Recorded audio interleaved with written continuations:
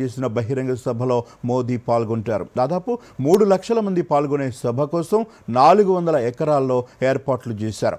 13,430 కోట్ల రూపాయల వ్యయంతో 16 ప్రాజెక్టులకు ప్రధాని మోదీ శంకుస్థాపన చేయనున్నారు.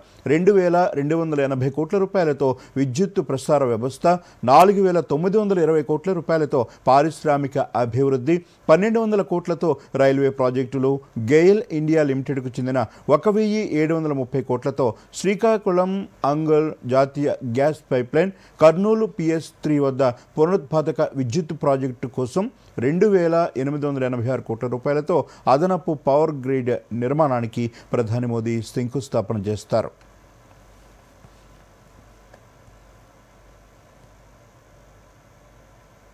ముఖ్యమంత్రి రేవంత్ రెడ్డి అధ్యక్షతన కాసేపట్లో సచివాలయంలో రాష్ట్ర మంత్రిమండలి సమావేశం కానుంది. ప్రధానంగా మెట్రో రైలు ప్రాజెక్టు స్వాధీనంపై మంత్రివర్గం చర్చించనున్నట్లు సమాచారం. కొత్తగా సవరించిన హ్యామ్ రోడ్ల ప్రతిపాదనలను కేబినెట్ ముందుకు తీసుకొచ్చి టెండర్ల కోసం ఒక నిర్ణయాన్ని తీసుకునే అవకాశం ఉంది. వీటితో పాటు ధాన్యం సేకరణ, బీసీ రిజర్వేషన్లు, స్థానిక సంస్థల ఎన్నికలు, SLBC సొరంగం పనుల పునఃప్రారంభంపై చర్చించనున్నారు. గిగ్ వర్కర్ల సంక్షేమం, టీ ఫైబర్ విస్తరణ, Musi project, future city, Medigadda బ్యారేజీ పునరుద్ధరణ, తుమ్మిడిహెట్ వద్ద ప్రాజెక్టు నిర్మాణం తదితర అంశాలపై చర్చించి కీలక నిర్ణయాలు తీసుకునే అవకాశం ఉన్నట్లు తెలుస్తోంది.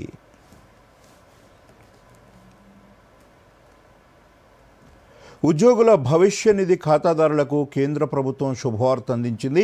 PF డబ్బు ఉపసంహరణ నిబంధనలను సరళతరం చేసింది. ఇకపై ఉద్యోగులు కేవలం 12 నెలల సర్వీసు పూర్తి చేసిన వెంటనే తమ PF ఖాతాలోని 75% మొత్తాన్ని విత్డ్రా చేసుకునే వెసులుబాటు కల్పించింది. ఈ మేరకు కేంద్ర కార్మిక ఉపాధి మంత్రిత్వ శాఖ కీలక ప్రకటన విడుదల చేసింది.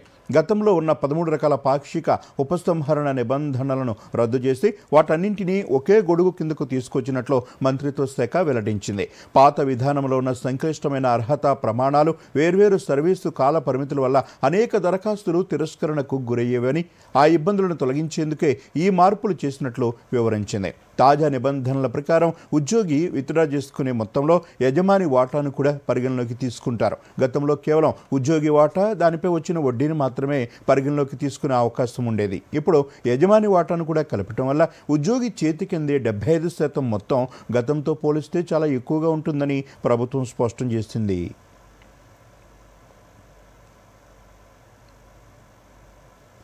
ఆహారం అనేది జీవితానికి ఆధారం. ఆహారం ప్రాముఖ్యతను తెలియజేసేందుకు ప్రతి ఏటా అక్టోబర్ 16న ప్రపంచ ఆహార దినోత్సవాన్ని నిర్వహించుకుంటున్నాం. దీనిపై ప్రత్యేక కథనం చూద్దాం. ఆహారం అనేది మనిషి కనీస అవసరం. మానవ ఆరోగ్యానికి, మెరుగైన భవిష్యత్తుకు పౌష్టికాహారం కావాలి. అయితే ప్రపంచవ్యాప్తంగా ఆహారం ఎంతో వృధా అవుతోంది. వృధా అవుతున్న ఆహారంతో లక్షలాది మంది ఆకలిని తీర్చవచ్చు. ఈ ఆకలి సమస్య పేద దేశాల్లోనే కాదు, అభివృద్ధి చెందిన దేశాల్లో సైతం ఆకలి కేకలు వినిపిస్తున్నాయి. ఆహార భద్రత, పోషకాహార ప్రాముఖ్యతను గురించి ప్రజలను చైతన్యపరచడంతో పాటు ఆహార వృధాను అరికట్టడంపై అవగాహన కల్పించేందుకు ప్రతి సంవత్సరం అక్టోబర్ 16వ తేదీన ప్రపంచ ఆహార దినోత్సవాన్ని నిర్వహిస్తారు. ప్రపంచవ్యాప్తంగా స్థిరమైన ఆహార వ్యవస్థలను నిర్మించే చర్యలను ప్రోత్సహించడంపై దృష్టి సారించనున్నారు. ప్రపంచ ఆహార దినోత్సవం 2025 థీమ్ మెరుగైన ఆహారం, భవిష్యత్తుకు చేయి కలిపి సాగండి అనే అంశంతో ముందుకు సాగాలనేది లక్ష్యం. ప్రపంచవ్యాప్తంగా అందరికీ పౌష్టికాహారంతో పాటు ఆహార భద్రతను కల్పించే లక్ష్యంతో 1945 అక్టోబర్ 16న ఫుడ్ అండ్ అగ్రికల్చర్ ఆర్గనైజేషన్ ఏర్పడింది. ఇది ఐక్యరాజ్య సమితి అనుబంధ సంస్థ. ఇందులో దీని వ్యవస్థాపక దినోత్సవమైన అక్టోబర్ 16న ఏటా ప్రపంచ ఆహార దినోత్సవంగా జరుపుకోవాలని సభ్య దేశాలు తీర్మానించాయి. ప్రస్తుతం ప్రపంచ జనాభా సుమారు 800 కోట్లు కాగా అందులో అనేక మంది ప్రజలు నిత్యం ఆకలితో అలమటిస్తున్నట్లు వివిధ గణాంకాలు వెల్లడిస్తున్నాయి. ఐక్యరాజ్య సమితికి చెందిన వరల్డ్ ఫుడ్ ప్రోగ్రాం ప్రకారం 2024లో ఏదో ఒక సమయంలో 67.3 కోట్ల మంది ప్రజలకు ఆహారం అందలేదు. ప్రతి 12 మందిలో ఒకరు నేటికి ఆకలి బాధ అనుభవిస్తున్నారు. ప్రపంచవ్యాప్తంగా నెలకొన్న సంఘర్షణ పరిస్థితులు, యుద్ధాలు, కరువులు, విపత్తులు, వాతావరణ పరిస్థితుల కారణంగా ఆహార లభ్యత సరిగ్గా ఉండటం లేదని WFP పేర్కొంది. 73.3 కోట్ల మంది ప్రజలు పోషకాహార లోపంతో బాధపడుతుండగా ధరల పెరుగుదల, అధిక జీవన వ్యయం కారణంగా 280 కోట్ల మంది ప్రజలు ఆరోగ్యకర ఆహారాన్ని పొందలేకపోతున్నట్లు WFP తెలిపింది. వ్యవసాయం ద్వారానే ఆహార లభ్యత సాధ్యమవుతోంది. ప్రజలకు అవసరమైన పోషకాహార వ్యవసాయ ఉత్పత్తుల సాగుపై దృష్టి సారించేలా వ్యవసాయ విధానాలు చేపట్టాలి. Bureau report, Doordarshan news. Jubilee Hills ఉప ఎన్నిక నేపథ్యంలో ఎర్రగడ్డ డివిజన్ బీజేపీ బూత్ అధ్యక్షుల సమావేశం నిర్వహించారు. ఈ కార్యక్రమానికి కేంద్ర మంత్రి జి కిషన్ రెడ్డి హాజరయ్యారు. జూబ్లీహిల్స్ ఉప ఎన్నిక రాష్ట్రంలో ఒక చర్చనీయాంశంగా మారిందన్నారు. 10 ఏళ్లు పాలించిన బీఆర్ఎస్, 10 ఏళ్లకు పైగా ప్రాతినిధ్యం వహించిన కాంగ్రెస్ పార్టీ ఈ నియోజకవర్గానికి చేసిందేమీ లేదన్నారు. ప్రస్తుతం అధికారంలో ఉన్న కాంగ్రెస్ జూబ్లీహిల్స్ను ఏమాత్రం పట్టించుకోవటం లేదని కిషన్ రెడ్డి విమర్శించారు. కాంగ్రెస్ పార్టీ ఇచ్చిన 6 గ్యారంటీలు ఏమయ్యాయని ప్రశ్నించారు. తెలంగాణలో బీజేపీ ఎదగకుండా అధికార పార్టీతో కలిసి మజ్లీస్ పార్టీ ప్రయత్నిస్తోందని ఆరోపించారు. బీజేపీ కార్యకర్తలు నిబద్ధతతో పనిచేసి బీజేపీ అభ్యర్థి గెలుపుకు కృషి చేయాలని పిలుపునిచ్చారు.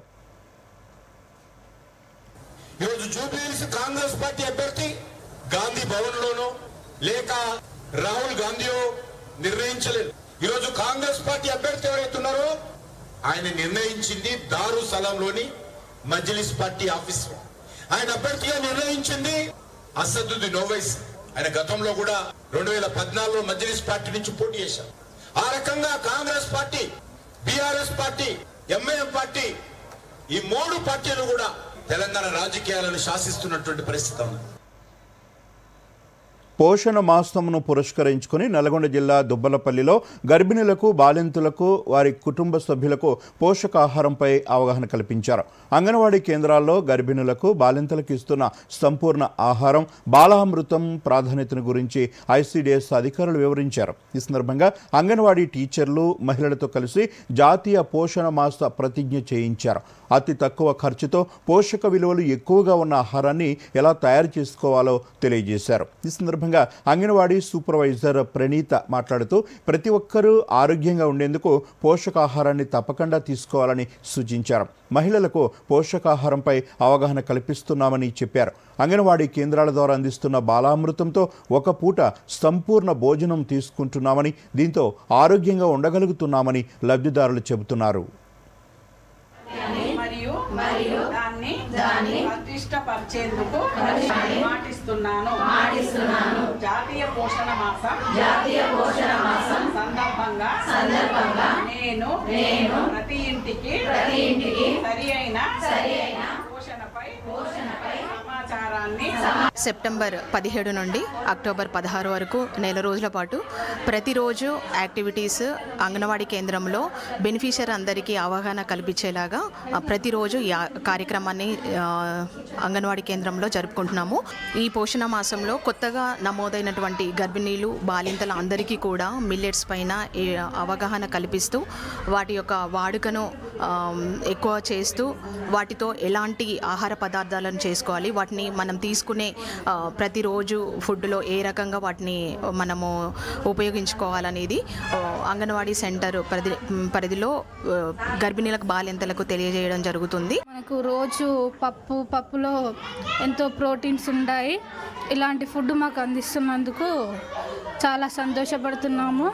మాకు ఇలాంటి ఫుడ్ అందించడం వల్ల మాకు, మా కడుపులో ఉన్న బేబీకి మంచి పోషకాలు అందుతున్నాయి. స్కూల్ నుంచి పాలు, ఎగ్గు, పప్పు తీసుకుంటున్నాం. మా పిల్లలకి నెలకి ఎత్తు, బరువు, చుట్టూ జబ్బ కొలత తీసుకోవడం జరుగుతుంది.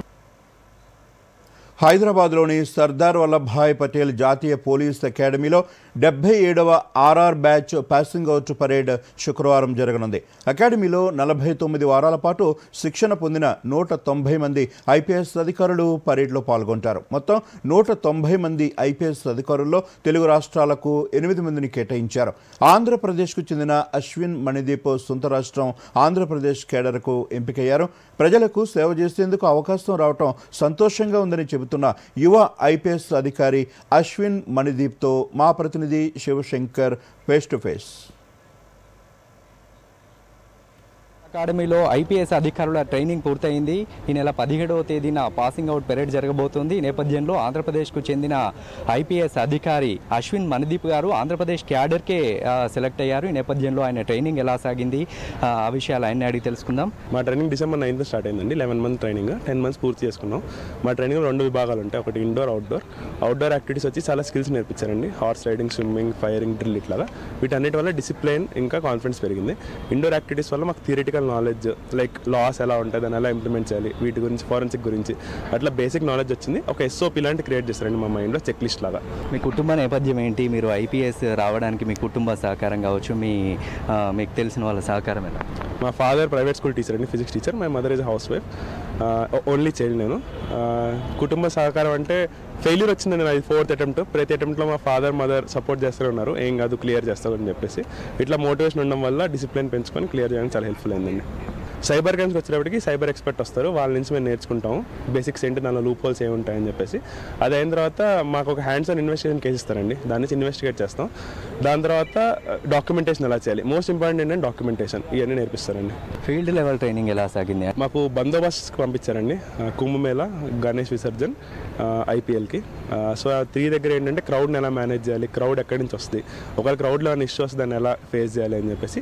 మేము ఆన్ గ్రౌండ్ని ఏం చేయలేదు, మేము జస్ట్ షాడోయింగ్ చేసాం. కానీ ఎలా ప్లాన్ చేయాలి, ఎట్లా ఎన్ని ఎంట్రీ పాయింట్స్ ఉండాలి, ఎన్ని ఎగ్జిట్ పాయింట్స్ ఉండాలి, ఎక్కడెక్కడ సెక్యూరిటీ ఉండాలి, ఇవన్నీ బాగా నేర్పించారండి. అవన్నీ ఫీల్డ్కి వెళ్ళిన తర్వాత బాగా హెల్ప్ఫుల్ అవుతాయి. ఆంధ్రప్రదేశ్కు చెందిన మీరు ఆంధ్రప్రదేశ్ క్యాడర్కే సెలెక్ట్ అయ్యారు, ఎలా ఫీల్ అవుతున్నారు? మీ అంటే లక్ష్యాలు, గోల్స్ ఏంటి? చాలా హ్యాపీగా ఉందండి, చాలా గర్వంగా ఉంది. యాక్చువల్లీ చాలా అరుదుగా వచ్చింది ఇట్లాంటి అవకాశం. క్యాడర్ అనేది మన చేతిలో లేదండి, all based on luck only. రావడం అనేది చాలా హ్యాపీగా ఉంది. 77వ బ్యాచ్ ఐపీఎస్ అధికారుల ట్రైనింగ్ పూర్తయింది. ఈ నేపథ్యంలో ఆంధ్రప్రదేశ్కు చెందిన ఐపీఎస్ అధికారి అశ్విన్ మనదీప్ ఆంధ్రప్రదేశ్కే సెలెక్ట్ కావడం తనకు గుడ్ లక్గా భావిస్తున్నారు. ఇక్కడ చాలా విషయాలు నేర్చుకున్నామని, రేపు పోస్టింగ్ వచ్చిన తర్వాత వాటన్నింటినీ క్షేత్రస్థాయిలో అమలు చేయడానికి కృషి చేస్తానని చెప్తున్నారు. శివశంకర్, దూరదర్శన్, హైదరాబాద్. ఇప్పుడు బులెటిన్లో షార్ట్ బ్రేక్.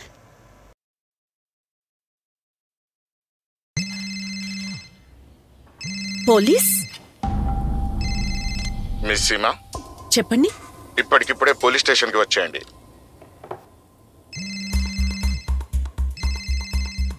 ఆగండి, లేదంటే ఇంటికే వస్తా. కానీ నేను ఎందుకు? ఒక్కరే వేరే గదిలోకి వెళ్ళండి. మీ బాబు మా కస్టడీలో ఉన్నాడు, ఇంకా మీరేమో డిజిటల్ అరెస్ట్ లో ఉన్నారు. Digital arrest? ₹1,00,000 ఇవ్వండి, బతికిపోతారు. ఇంత డబ్బా? సరే, ఒక పని చేయండి, ఒక లింక్ పంపాము. ఇప్పుడు ప్రాసెసింగ్ కోసం 30,000 పంపండి, లేదంటే మీ బాబు జైలుకు వెళ్తాడు. జైలుకి నువ్వే వెళ్తావు. నీ మొహం రికార్డ్ అయింది. డిజిటల్ అరెస్ట్ అనేది ఏదీ లేదు, ఇదంతా మోసం. అందుకే కంగారు పడకండి. పోలీస్, బ్యాంక్, RBI వంటి వాటి పేర్లతో వచ్చే సైబర్ నేరగాళ్ల ఫోన్ లేదా వీడియో కాల్ పట్ల అప్రమత్తంగా ఉండండి. వారికి డబ్బులు పంపకండి, ఇంకా వెంటనే పోలీస్కి రిపోర్ట్ చేయండి. హలో మమ్మా. హాయ్. RBI అంటుంది, విషయాలు తెలుసుకోండి, జాగరూకంగా ఉండండి.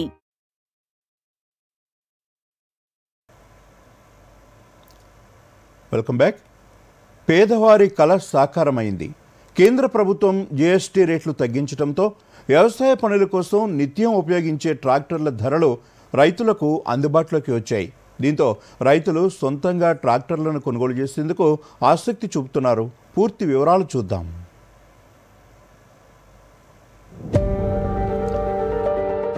ఖమ్మం జిల్లాలో ట్రాక్టర్ల అమ్మకాలు గతంతో కన్నా పెరిగాయి. కేంద్ర ప్రభుత్వం వ్యవసాయానికి సంబంధించిన పరికరాలపై GST తగ్గించడంతో రైతులు కొనుగోలుకు ఆసక్తి చూపుతున్నారు. రైతుల ట్రాక్టర్ల కొనుగోలుకు ప్రస్తుత వాతావరణం వ్యవసాయానికి అనుకూలంగా ఉంది. అలాగే దసరా, దీపావళి సెంటిమెంట్ కూడా కలిసి వచ్చింది. ఈ నేపథ్యంలో జిల్లాలోని మహేంద్ర అండ్ మహేంద్ర కంపెనీ ట్రాక్టర్లు గత ఆర్థిక సంవత్సరంతో పోలిస్తే ఎక్కువగా అమ్మకాలు జరిగాయి.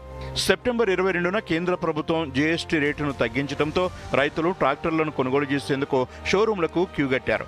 ట్రాక్టర్లతో పాటు వ్యవసాయానికి ఉపయోగించే మిషన్స్ కూడా తగ్గడంతో రైతులు ఎక్కువగా కొనుగోలు చేస్తున్నారని మహేంద్ర షోరూమ్ సేల్స్ అధికారి హుస్సేన్ చౌదరి తెలిపారు.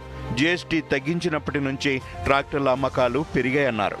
కేంద్ర గవర్నమెంట్ ఇచ్చినటువంటి GST తక్కువ అనేది 12% నుంచి 5%కి ఇవ్వడం జరిగింది. అంటే 7% GST తగ్గడం వల్ల రైతు సోదరులందరూ కూడా ట్రాక్టర్ కొనుందాం అనుకునే కస్టమర్లందరూ కూడా ఎప్పటి నుంచో వేసి చూసిన అవకాశాన్ని, కేంద్ర గవర్నమెంట్ ఇచ్చినటువంటి అవకాశాన్ని సద్వినియోగం చేసుకోవడం కోసం ఈ యొక్క జిఎస్టీ తగ్గడం వల్ల ట్రాక్టర్ సేల్ అనేది అధికంగా పెరగడం జరిగింది.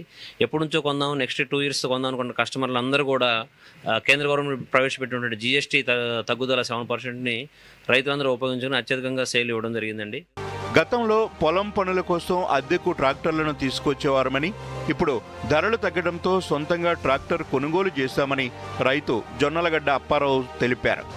మాకు గత 40 సంవత్సరాల నుంచి కూడా ప్రైవేట్ ట్రాక్టర్ల ద్వారా చేయగలుగుతుంది.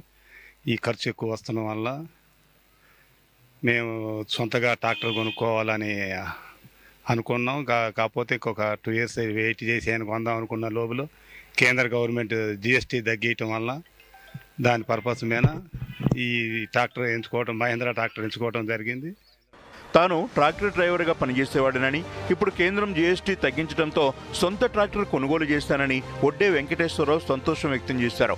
కేంద్ర గవర్నమెంట్ జీఎస్టీ తగ్గటం వల్ల మాకు మహేంద్ర ట్రాక్టర్ తీసుకోవడం జరిగింది. గత 30 సంవత్సరాల నుంచి ట్రాక్టర్ అనుభవం ఉంది. వీళ్ళు జీఎస్టీ తగ్గటం వల్ల చాలా లాభదాయంగా ఉందని ట్రాక్టర్ తీసుకోవడం జరిగింది. ఇది మోడీ గారు పెట్టినది బాగుంది, సద్వినియోగం చేసుకుంటాం రైతు వారికి. మేము కేంద్ర ప్రభుత్వం పన్నులు తగ్గించడంతో వ్యవసాయానికి సంబంధించిన మిషన్స్ ధరలు కూడా తగ్గాయి. దీంతో రైతులు హర్షం వ్యక్తం చేస్తున్నారు. Bureau report, Doordarshan news. Telangana ప్రభుత్వానికి సుప్రీంకోర్టులో చుక్కెదురైంది. బీసీ రిజర్వేషన్లపై రాష్ట్ర ప్రభుత్వం దాఖలు చేసిన స్పెషల్ లీవ్ పిటిషన్ను సర్వోన్నత న్యాయస్థానం కొట్టివేసింది. హైకోర్టులో పెండింగ్లో ఉన్నందున విచారణకు స్వీకరించలేమని స్పష్టం చేసింది. పాత రిజర్వేషన్లపై ఎన్నికలకు వెళ్లొచ్చని పేర్కొంది. హైకోర్టులోనే తదుపరి విచారణ కొనసాగుతుందని వెల్లడించింది. స్థానిక సంస్థల ఎన్నికల్లో బీసీలకు 42% రిజర్వేషన్లు అమలు చేసేందుకు ఉద్దేశించిన జీవో నెంబర్ 9పై హైకోర్టు స్టే ఇవ్వడాన్ని సవాల్ చేస్తూ రాష్ట్ర ప్రభుత్వం సుప్రీంకోర్టును ఆశ్రయించింది. హైకోర్టు నిర్ణయంతో రాష్ట్రంలో స్థానిక సంస్థల ఎన్నికలకు బ్రేక్ పడిన నేపథ్యంలో ఈ జీవో ఆధారంగా స్థానిక ఎన్నికలకు అనుమతినివ్వాలని రాష్ట్ర ప్రభుత్వం కోరింది. తెలంగాణ ప్రభుత్వం దాఖలు చేసిన పిటిషన్ విచారణపై సుప్రీంకోర్టులో జస్టిస్ విక్రమ్నాథ్, జస్టిస్ సందీప్ మెహతాలతో కూడిన ధర్మాసనం నిరాకరించింది.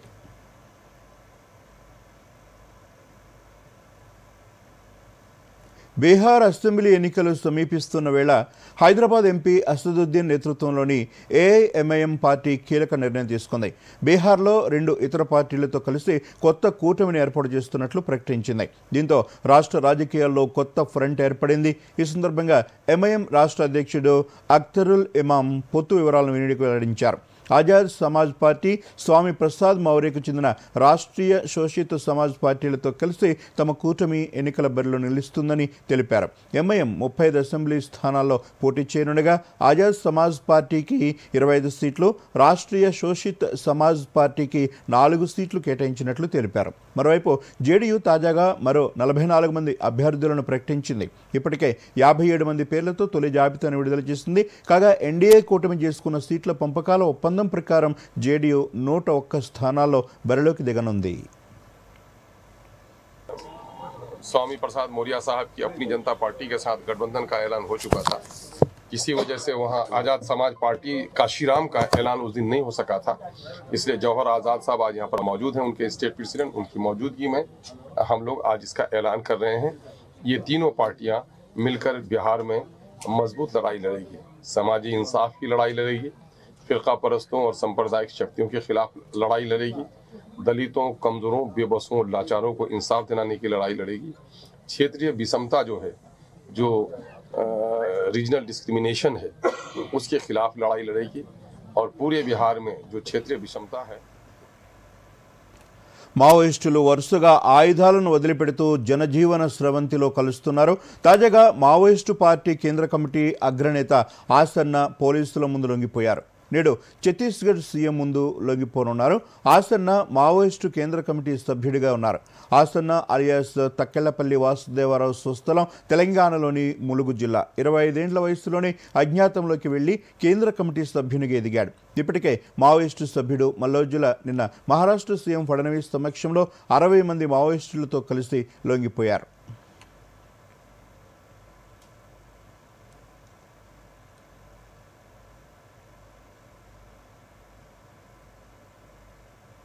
మావోయిస్టులపై ఉక్కుపాదం మోపుతున్న కేంద్ర హోంమంత్రిత్వ శాఖ తాజాగా కీలక వ్యాఖ్యలు చేస్తుంది. మావోయిస్టు ప్రభావిత జిల్లాలు 3 మాత్రమే ఉన్నాయని తెలిపింది. ఇప్పుడు ఛత్తీస్గఢ్లోని బీజాపూర్, సుక్మా, నారాయణపూర్ జిల్లాలో మాత్రమే వామపక్ష తీవ్రవాద ప్రభావం ఉందని హోంశాఖ పేర్కొంది. మావోయిస్టు రహిత భారత్ను నిర్మించాలనేదే మోదీ ప్రభుత్వ దార్శనికతకు గొప్ప ముందడుగని వెల్లడించింది. మావోయిస్టు ప్రభావిత జిల్లాల సంఖ్య ఇప్పుడు 6 నుంచి 3కు తగ్గిందని హోంమంత్రిత్వ శాఖ తెలిపింది.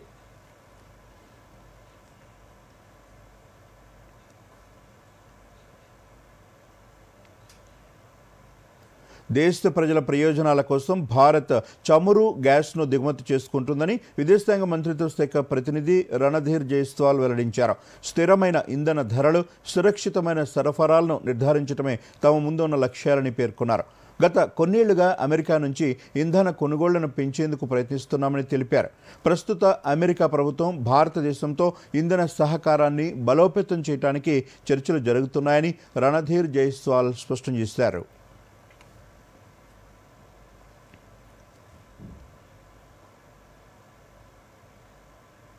మాతా శిశు సంపూర్ణ ఆరోగ్య రక్షణే లక్ష్యంగా నిర్వహించిన రాష్ట్రీయ పోషణ్ మహ్ కార్యక్రమం శుక్రవారం డెహ్రాడూన్లో జరగనుంది.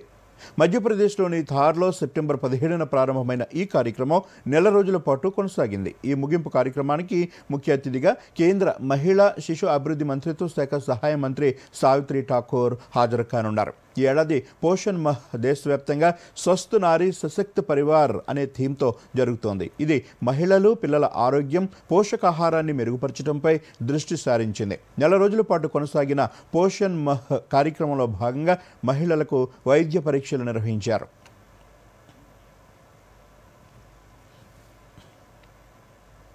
బ్రెజిల్ ఉపాధ్యక్షుడు గెరాల్డో ఆల్క్మిన్ భారత్ 2 రోజుల పర్యటనలో భాగంగా నేడు కేంద్ర మంత్రి పీయూష్ గోయల్తో సమావేశం కానున్నారు. ఇరు దేశాల నేతలు వాణిజ్య మంత్రిత్వ శాఖ ఆధ్వర్యంలో ఏర్పాటు చేసే సమీక్ష సమావేశంలో పాల్గొని ఇరు దేశాల మధ్య వాణిజ్యం, పెట్టుబడులను పెంచే లక్ష్యంతో చర్చించనున్నారు.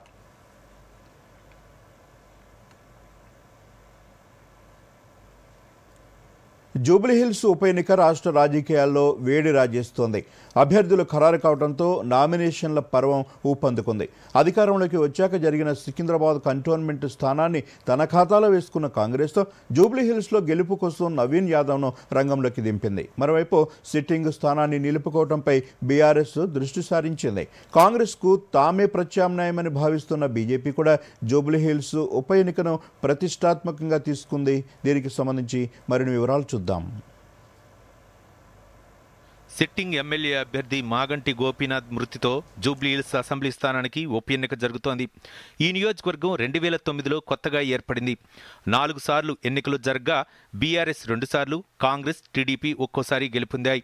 2009లో విష్ణువర్ధన్ రెడ్డి కాంగ్రెస్ తరపున ఎమ్మెల్యేగా నెగ్గారు.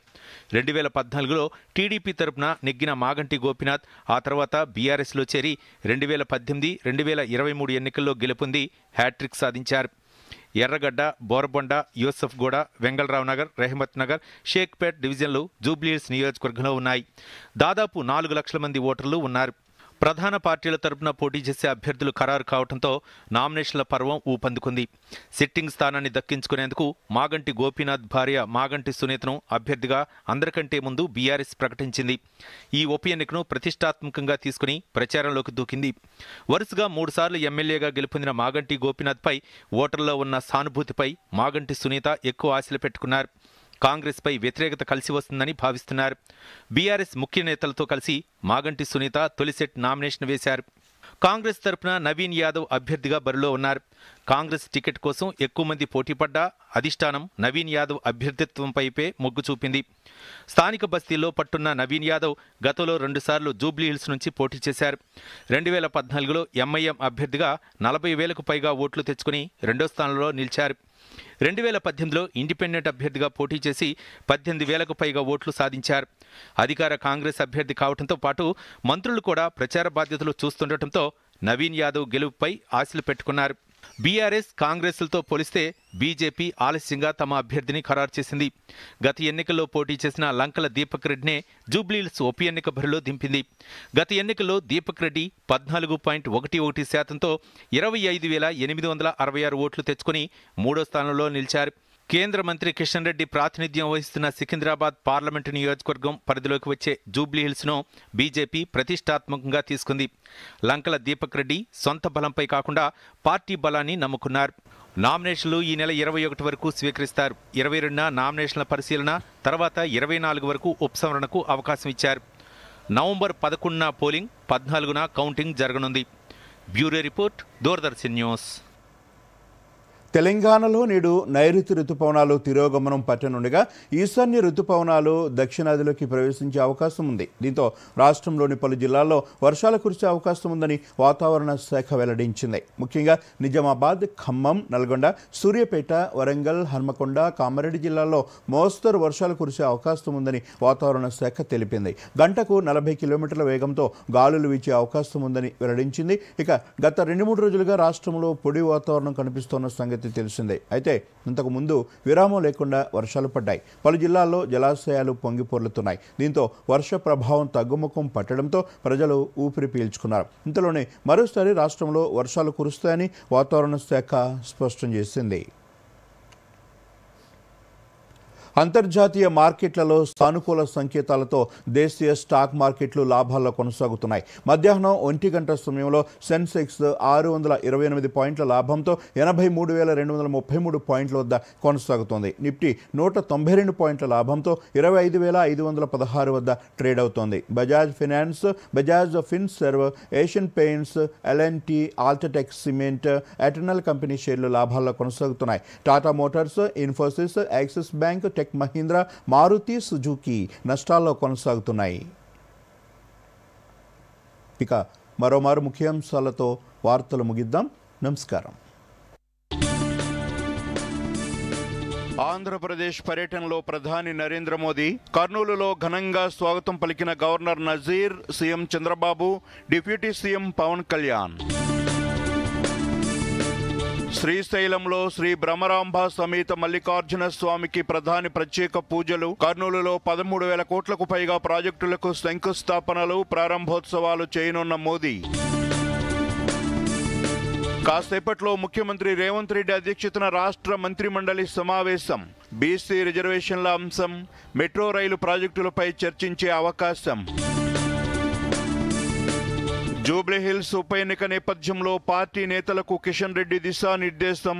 మజ్లిస్ పార్టీ నుండి హైదరాబాద్ను రక్షించుకోవాలన్న కేంద్ర మంత్రి.